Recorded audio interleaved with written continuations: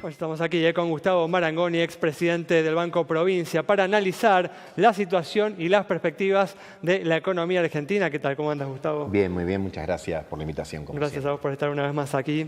Y bueno, justamente comentábamos, Gustavo, el otro día, esta semana, el Banco Central mantuvo la tasa de interés de referencia preocupado, ¿no?, por el aumento del dólar, por la aceleración inflacionaria de estos últimos meses. ¿Estás de acuerdo con esta decisión de la autoridad monetaria, que al mismo tiempo es una decepción, ¿no?, para el sector productivo, que se había ilusionado a inicios del año con una baja en las tasas de interés, en el costo del dinero, ¿no? Sí, en este contexto no hay margen. Además que el propio informe del Banco Central está hablando y estableciendo una correlación directa entre la modificación del tipo de cambio y el corrimiento de los precios. Vos fijate que el índice que se conoció esta semana de inflación del 2,4, que ya de por sí es un número importante de inflación, tiene un elemento que uno tiene que subrayar, que hay un 2,1 que es la inflación núcleo. Recordemos, digamos, a la gente que la inflación núcleo es aquella que no involucra ni a los regulados ni a los estacionales, no a los precios, con lo cual, pues ahí tenés un tema de preocupación, una inflación que acumula 4 y pico % en el primer bimestre, que se supone que en el primer cuatrimestre del año se va a consumir casi la mitad de la meta oficial. Por supuesto que es un elemento de preocupación y que establece cierta comprensión respecto al no haber tocado la tasa. Por eso, en este contexto, con estas perspectivas, ¿estás de acuerdo con la decisión de la autoridad monetaria?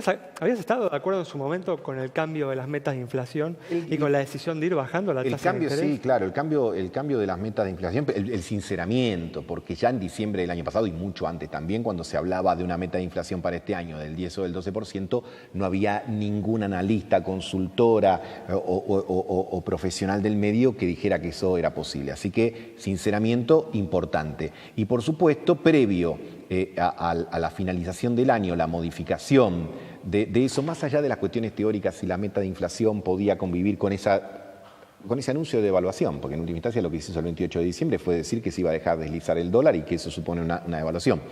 Creo que era importante. Después sobrevino este enero más tumultuoso, el cambio del presidente de la Reserva Federal en Estados Unidos, el aumento de las tasas, etcétera. Entonces, evidentemente me parece a mí que lo que nos tiene que poner en perspectiva para adelante, primero, que la inflación es un tema que todavía nos va a llevar mucho tiempo.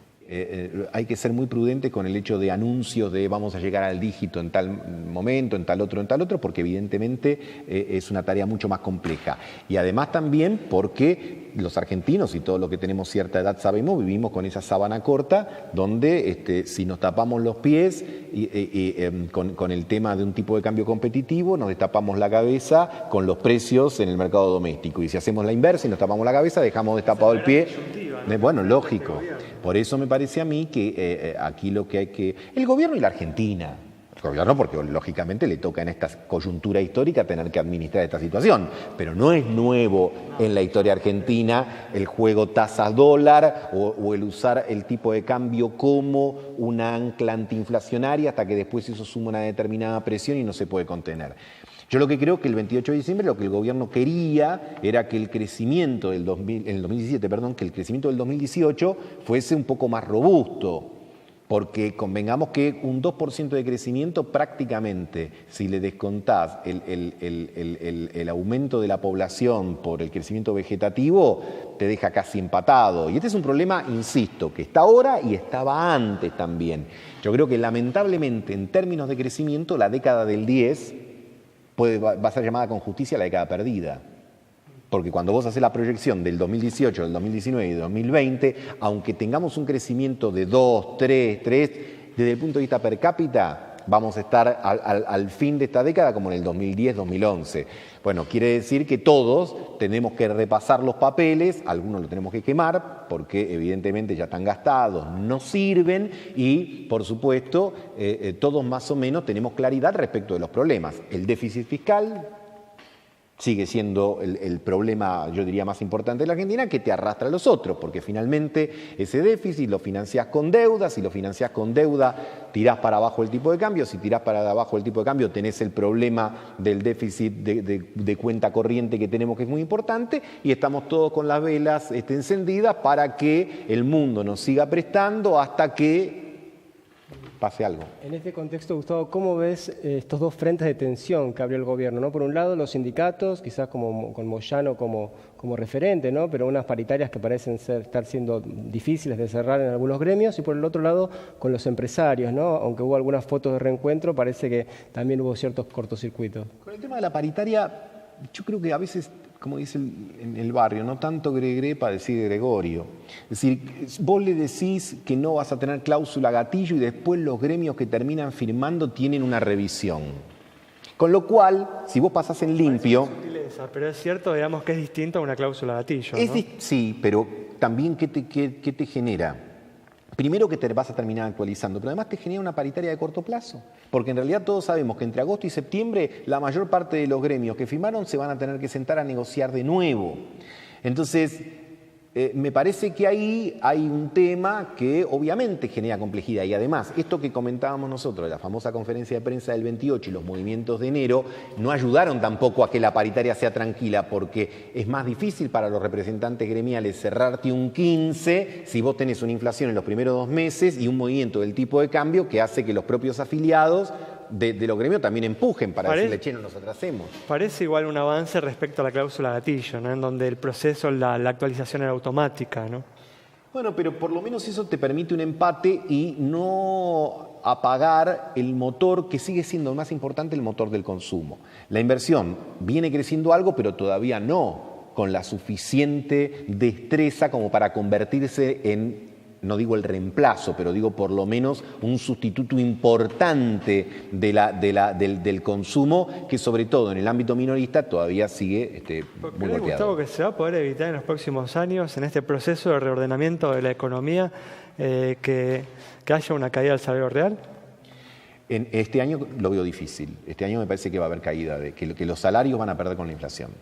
Me parece que es un dato, y ni hablar del sector informal porque se viene perdiendo hace mucho tiempo. Pero digo, para más adelante además, bueno, ¿no? Hablando del problema de competitividad. ¿No? Uno decía que no, te podría decir casi por cálculo electoral que en el 2019 es probable que esto no suceda, porque a ningún gobierno que llegue en una posición más o menos razonable, y creo que va a ser el caso de la administración de Cambiemos, te va a deprimir el salario real en un año electoral. Así que me parece que el 2019 no, pero... volvemos, un año sí, un año no, un año sí. Hay, en algún momento, e insisto, no es una responsabilidad solo del gobierno, es de toda la dirigencia. El tema del déficit y el tema de las características del endeudamiento y el tema de la coordinación de la política, pero no solo intragobierno, sino la coordinación de la política entre el gobierno nacional y los gobiernos provinciales. Porque vos querés una inflación del 15%, al margen de que tu ministro de Energía y tu ministro de Hacienda y tu ministro de Finanzas tienen que estar muy articulados, también tienen que estar los ministros de Economía provinciales, porque no hay inmobiliario o no hay ABEL en el orden municipal que no te aumente el 20, 25, 30. Bueno, me parece que ahí también todos tenemos que hacer deberes, ¿no? Hablabas de 2019. ¿Ves al peronismo unido, encaminado frente a las próximas elecciones? Me parece que va a haber que plantearlo en términos de oposición. 30 segundos, es una agenda difícil. Me parece que por un lado primero se tendría que unificar el peronismo no K, vamos a decirlo así, porque el K está unificado, tiene una conducción. El otro tiene una tarea más difícil porque es más horizontal y todavía no tiene un liderazgo claro.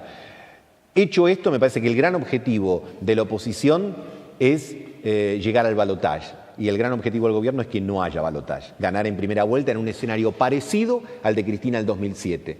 Muy bien, muchas gracias, Gustavo. Gracias a usted por la invitación. Nos vamos entonces con el análisis de Gustavo Marangoni sobre la situación de la economía y las dificultades que viene enfrentando el gobierno para reducir la tasa de inflación y las importantes reformas que tiene por delante. Nos reencontramos el próximo miércoles a las 20:30 aquí en Metro.